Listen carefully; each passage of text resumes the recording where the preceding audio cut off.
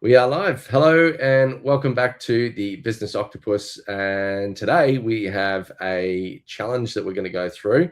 A client has asked us a question, or one of the people in our community has asked a question about getting started in business. Sometimes we cover a lot of stuff that's a little bit more advanced in these sessions, but we thought we'd go back to basics. And whether you're at a networking event or whether you're in front of your potential customer intentionally, like they know what they're there for, you know what you're there for.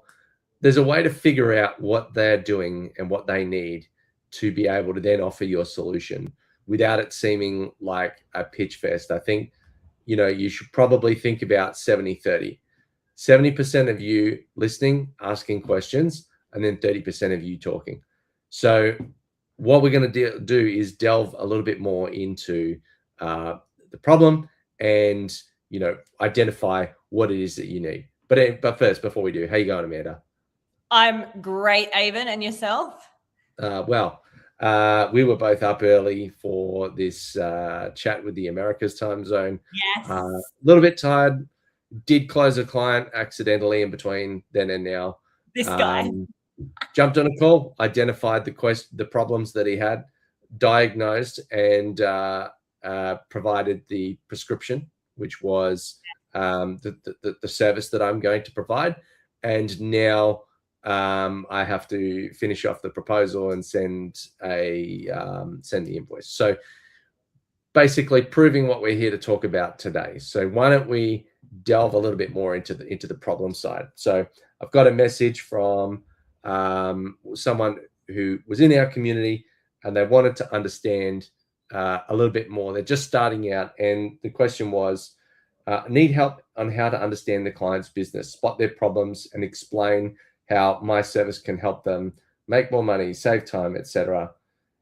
They've already got the technical skills, and they just want a simple framework for learning how they can quickly understand the customer problem and basically identify what it is that they're going to solve and communicate that. So I've got an idea. Why don't we dig into that a little bit more? What's the real issue in your mind, Amanda? Well, the first thing that comes to mind is, and I think a lot of us have the same challenge, we're really passionate about what we do. We know what we do really well, but then when we start talking to a potential client, we start talking in our own language or in what makes sense to us. We're not necessarily listening. We might spot that they have a problem, but we're not communicating how our thing that we do, our zone of genius, solves their problem in a way that they understand and in a way that they can see the benefit. We might talk about the technical solution, but we need to take it a step further and talk about the pleasant side effects, if you like. So how is that going to help their business to move the needle forward or stack the deck in their favor? So Avon, how do we do that?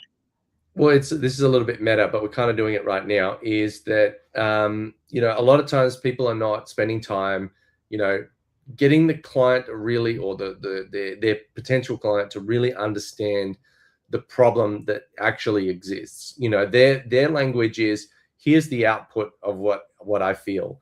So, like if they go, I'm hot. Maybe I'm hot, but the cause of that is the heater's on, right? Maybe they go, I'm sweating, right? That's the output of being hot. So they go, I've got this liquid coming out of my skin. Like, yes, I'm giving you an obvious, really simple answer, a problem here, but for ease of understanding, I've got, I'm leaking from my skin. I'm sweating, and so, or maybe all they know is they're leaking from their skin, and you, as the diagnosing of the problem, is to say, well, that's because you're sweating. That's what it's actually called. And it's caused by being too hot, or that's one of the causes. And so the cause of being too hot is you're sitting right next to the heater. Let's just turn the heater off. So without going straight to turn the heater off, but they might go, oh no, maybe the heater's off, but there's something else. Or, like, I'm trying to give a really dumbed down example. I don't think it's working, but no, it's good. Like, okay, so you have that problem. Let's turn off the heater, right? So let's find the root cause of that problem, yes, and solve that root problem. Analysis. Yes. Yeah. but what could have been done, because if maybe they're too lazy to go up and walk over there, you need to make them feel the pain and understand the problem. And so you would say, how does that make you feel? And they go, uncomfortable, a bit sticky. Okay. Is that something you want to solve? Yes. Okay. How much do you want to solve it? Well, quite significantly. It's really, really annoying. Okay. Well, why don't we go get up over there? We're going to turn the heater off. It's going to require your time, right? So, if you need to get the client's investment in time, literally the call I just had was, I'm after a framework, a this or that, to solve a problem. I'm like, it's not that simple. There is some stuff that you need to get in place in order to grow. In this case, this person wanted to grow their community. So that we jumped on a chat and they're like, I want a framework. I want a thing about content. I'm like, you need to convince humans to be a part of a group with other humans and give up their time. It's a little bit more than just having, let's put a framework, let's put a Band-Aid on it. There is something that you have to do and that I have to do, and that together we can get to that outcome. But let's talk about the problem first. Let's really drill down in and understand. We do have, hi Swifty, welcome. Thank you for leaving a comment. So yeah, I think, in the first bit is really just delve into the problem and go, and why is that an issue? What's that stopping you from doing? Really just ask them, what is this a big enough problem for you to want to solve right now? And that'll tell you how much time you want to invest in that conversation or going down that line of questioning. Or maybe they go, I don't like it, but I don't want to do anything about it. So, okay, so you're just having a whinge. Which happens. Which happens. Sometimes we are professional counselors, are we not, Avon? Not professional? Well, semi-professional, yeah. Because, I think that the professional has a duty of care, whereas I'll just go, you're an idiot, do it anyway. Correct. Yes. You need someone to push you and force you.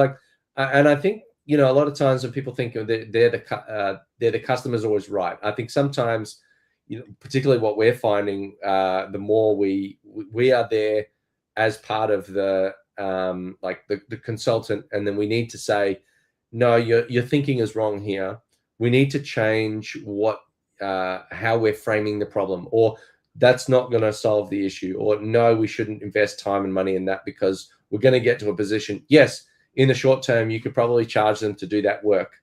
And that's exactly where we come in on a lot of rescue projects, is the other person, the other consultant that we're replacing has been the yes man or woman, yes, the order taker, the person that said, the client goes, I want this, can you build it? And they've gone, yes. Whereas we sit back and go, why? What's the outcome that you're trying to drive here? Because realistically, if you go and do that, you're going to spend a lot of money and you're going to get nowhere. Whereas you could do this thing over here, solve that problem in a different way. Yes, you're going to have to adjust a little bit, but the outcome is going to be significantly better. And it's that sort of reflective backwards and forwards. That's why I said at the start of the call, and I diagnosed too quick. Right? I shouldn't have said that at the start of the call, but I do firmly believe, 70% of dialogue, just clean, clear. Tell me more about this. What are you doing here? It sounds like this is what you're telling me. You need to confirm a lot of conversations. And then in the back end, that's when you can say, all right, well, it sounds to me like this is what we need to do. Does that sound right to you? Does that sound right to you, Amanda? Yes, it does. Something I will often say to people, especially if they're having trouble articulating it, which is sometimes the case. I said, if I had a magic wand and I was able to wave it right now, what outcome do you want in 3, 6, 12 months from now? And that just kind of, the magic wand comment breaks their thought pattern, and they're able to go, oh, well, actually, this is what I'm looking for. And then you can start to pull that apart. Sometimes you need to reset them a little bit. Yeah, because, and this is why I asked you for the notes, because we talked about that beforehand and I forgot that point. But what's the future state? Where do you want to end up? Because, one guy came to a networking event and he's like, I do printing. And everybody's like, sweet. It gave him all these printing leads. And he can do that all day long, but it just hates it. And, it's a bit soul destroying for him and didn't really want to go down that path. But if everybody said, what do you actually want to achieve? Then he'd say, oh, well, actually, I'm looking to grow in this area, which is more fulfilling. You know, I have more time in my day. You know, I actually want to transition away from that. And that would actually get them more happy, more on board with the outcome. And instead of it being like this thorn in their side, you know, like we acquired an IT company. That was very manual. There was no like good structure. Everything was ad hoc, and it was a nightmare because it was just like a million calls a day. And so we started to put these processes, and we said we're not doing that anymore. We're doing it this way. And after a while, the clients were way happier because they weren't on the phone every 5 minutes because stuff was breaking. We'd gone, we actually need to change what we're doing here because it's not healthy for you. It's not healthy for us. I like my ability to not be on a phone call every 5 minutes of every day and not be stressing because I've got 10 phone calls at 9 a.m. where I can only answer one. So part of it is designing the business that you want to run. And so asking them where they want to be is huge because you've listened to them as a founder. Absolutely. And I think a lot of us miss that. We don't think about what is the circumstance this person wants to be a part of. We might sell them a product which solves a problem, but then if we're not careful to take these steps at the start, like Avon's saying, they might get to the end and we've delivered a great product or service, but they're not happy with it because they had this other idea in mind as compared to what we delivered. So yeah, it's important that we really get to the bottom of what root cause analysis comes up again, of what they really want or really need, because it matters when we get to the end point and we've delivered it, because we want those 5-star reviews. We want those referrals when we've done a great job, and doing a great job is listening at the beginning and understanding what they really want. We titled this How to Become Dr. Business. So just let's draw a comparison back to being a doctor. What happens when you go to the doctor's surgery? You've booked an appointment, you walk in, and the first thing they go is, okay, what seems to be the trouble? Yes. And then you tell them your troubles. Yeah. It's a pretty open question. And yes, sometimes you need to delve into that. So you need to ask a question that gets you the same result. Don't presuppose like, oh, so you know, like you've kind of got to lead them down a line of questioning without forcing them. So if you say, all right, how is, you know, for you, how is your team working for you in your business? You know, it's kind of it's broad, it's open, or like, have you been able to, how's business going? Like just general, like you've got to go, oh yeah, it's good. Yeah, we've been busy lately. You know, have you been able to take any time away, or is your team able to handle everything? So then they go, oh yeah, I've had a few troubles lately. I've had to, you know, I've constantly having to go back and do this. And then they've expressed pain and frustration and said, you know, I can't leave. I feel like you know, I'm managing cats and I can't, you know, get away from anything. Okay. So it sounds like some systems might help you to, you know, get away from the business. Does that sound about right? And they're like, yeah, I really need to get that sorted. Okay. Well, I actually happen to, you know, work in this space. Tell me more about, so one, you've said that you're an expert, but you're still not going on to the pitch at this point. You should say, and I know you're all over this, Amanda. I'm just using this as the example because cool. It's cool. Because I'm like having the sales chat with you in my mind.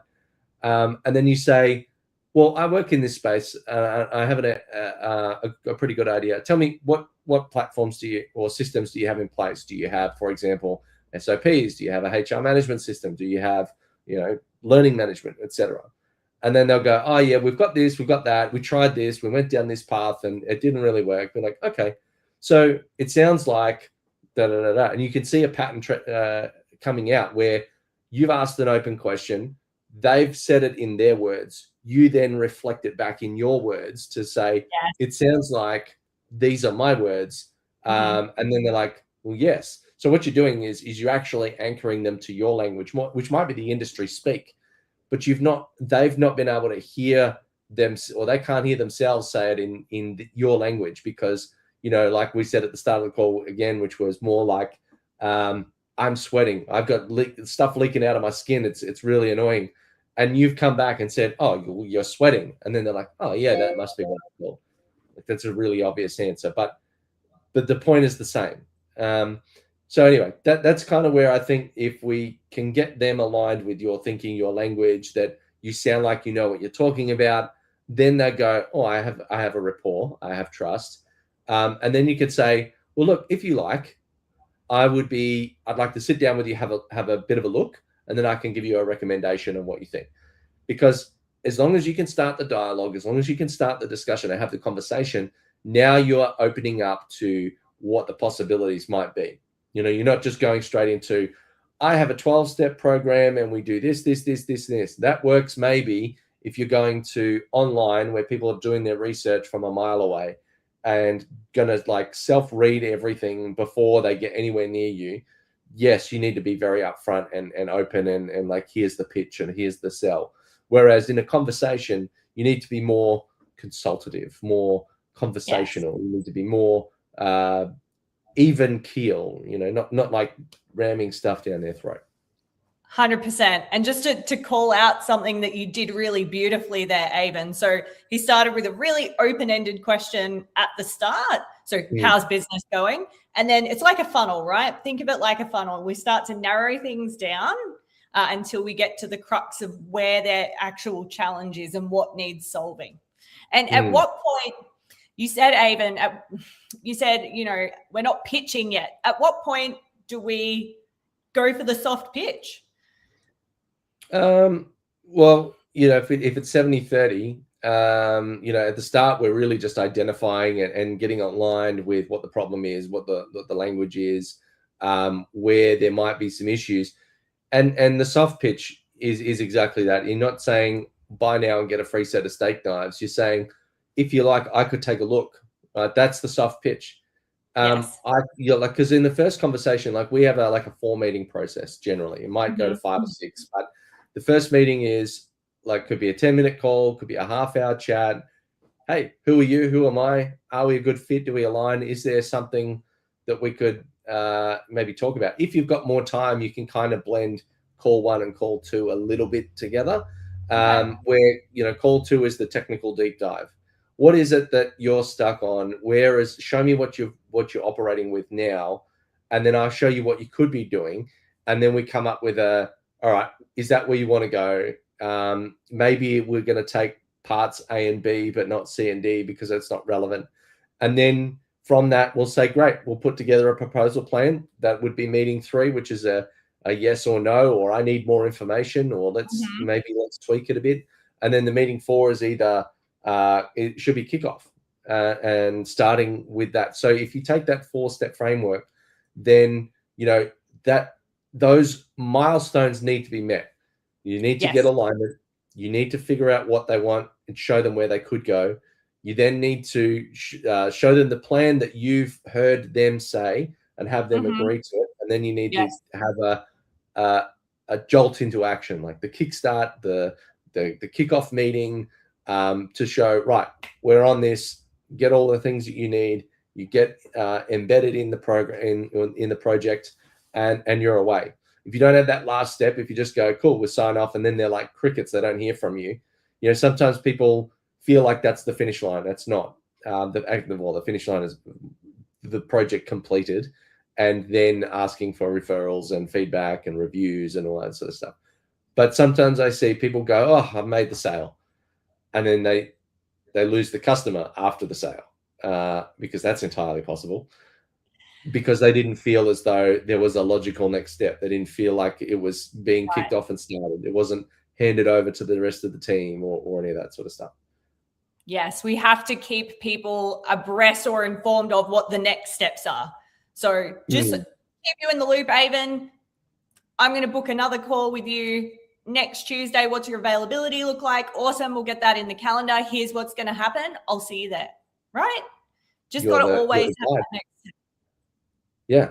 You're the guide. You're leading them through the process, that they're stepping into the unknown, and you're confident, you're calm, and you know what the next steps are. And you go, look, this is easy. We do this with 500 other clients. I've got you. I'll take care of you. No worries. 100%. Do not abandon your client's team. Keep them informed at every step of the way. Absolutely. Well, I think we've had a pretty good chat here today. If you've got a question and you want us to address it, you can join us in the Relevate community down here. Whoop, that's the defense one. You just jump onto this one. And if you've got any questions that you want us to address, we can bring it into this live stream. We also go deeper dive in the sessions that we run and in the community events that we hold. So if you've got a problem, we'll solve it. Check out this link and we'll resolve it. Okay, so thank you for coming along. You stay classy. See you next time.